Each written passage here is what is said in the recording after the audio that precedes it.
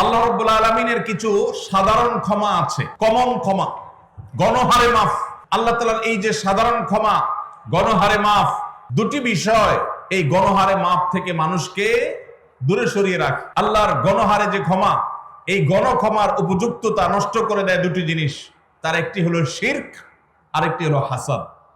একটা হলো হিংসা, আরেকটা হলো শিরক। নবী করিম সাল্লাল্লাহু আলাইহি ওয়াসাল্লাম বিভিন্ন হাদিস থেকে আমরা জানি, তিনি বলেছেন, আল্লাহ রাব্বুল আলামিন বিশেষ করে লাইলাতুন নিসফি মিন শাবানে যখন মানুষকে গণহারে ক্ষমা করেন, তখন দুই শ্রেণীর মানুষকে আল্লাহ তাআলা মাফ করেন না, ইল্লা লিল মুশরিকিন ওয়া মুশাহিন।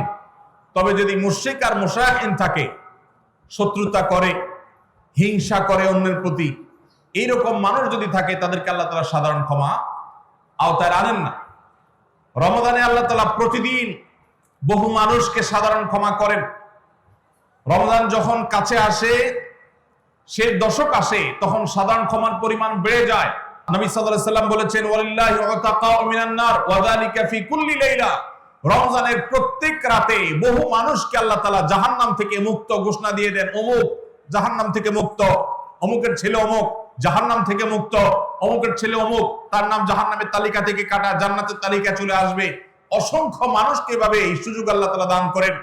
যারা শিরকে লিপ্ত, সেটা যেই কোনো ধরনের শিরক হোক, কবরকে যারা সিজদা করে, মাজারকে যারা পুজো করে, জীবিত মৃত মানুষকে যারা সিজদা করে, কবরে যারা প্রার্থনা করে, সেখানে যারা সন্তান চায়, ব্যবসার উন্নতি চায়, যত প্রকার শিরক আছে কবর কেন্দ্রিক, এগুলাতে লিপ্ত হয়, অথবা এর বাইরে আরো যত রকমের শিরক গোটা দুনিয়াতে আছে, কোন প্রকার শিরকে যখন মানুষ লিপ্ত হয়, তখন এই ব্যক্তি আল্লাহ তাআলার সাধারণ ক্ষমার উপযুক্ত আর থাকে না।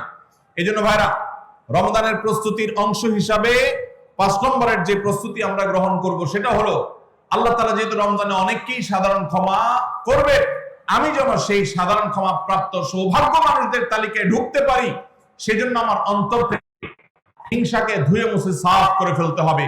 কোন মুসলমানের কল্যাণ দেখে আমার কষ্ট হবে না, কারোর ভালো দেখে আমার ভিতরে জ্বালা পোড়া হবে না। পারলে তার জন্য আরো বেশি দোয়া করব, যে কারো ভালো হোক আমি আরো ভালো চাইবো, কারোর কোনো ক্ষতি আমি চাইবো না। এই কল্যাণ কামিতাই হলো দিন। আদ-দীনু আন-নাসীহা। কিলা লিমান ইয়া রাসূলুল্লাহ, ক্বালা লিল্লাহি ওয়া লিরাসূলিহি ওয়া লিআম্মাতিল মুসলিমিনা ওয়া আইম্মাতিহিম। নবী সাল্লাল্লাহু আলাইহি ওয়াসাল্লাম বলেছেন, ধার্মিকতা কিসের নাম? ধার্মিকতা, দিনদারিতা কিসের নাম? ধার্মিকতা হলো কল্যাণ কামিতার নাম। আল্লাহ রাব্বুল আলামিনের আদেশ নিষেধ মেনে চলা, নবী সাল্লাল্লাহু আলাইহি ওয়াসাল্লামের আদেশ নিষেধ মেনে চলা, এটাই হলো তাদের জন্য কল্যাণ কামিতা। আর সকল স্তরের সাধারণ মানুষের কল্যাণ চাওয়া, কারোর ক্ষতি না চাওয়া, এটাই হলো দিনদারিতা। যে ব্যক্তি কারোর ক্ষতি চায়, যে মুসলমান আরেক মুসলমানের ভালো দেখলে তার ভিতরে জ্বালা পোড়া করে, অস্থিরতা আসে, সে ভালো মুসলমান না, সে হিংসুক, তার ভিতরে কবিরা গুনাহ আছে।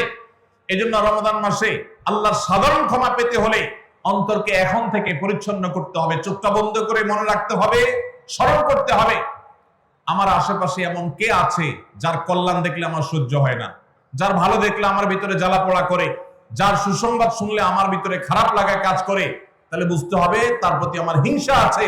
আল্লাহর জন্য নিজের হিংসা থেকে পরিচ্ছন্ন হয়ে অন্তরকে ধুয়ে সাফ করে তারপরে রমজানের সাধারণ ক্ষমার জন্য উপযুক্ত করতে হবে এখন থেকে।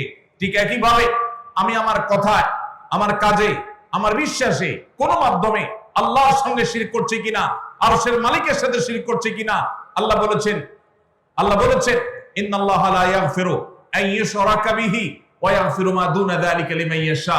আল্লাহর সঙ্গে শিরক করা হলে এটা আল্লাহ মাফ করবেন না।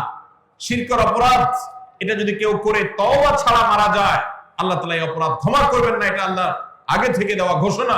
কোরআনে আল্লাহ আরো বলেছেন, লোকমান হাকিমের উদ্ধৃতি দিয়ে, ইন্না শিরকা লাযুলমুন আযীম।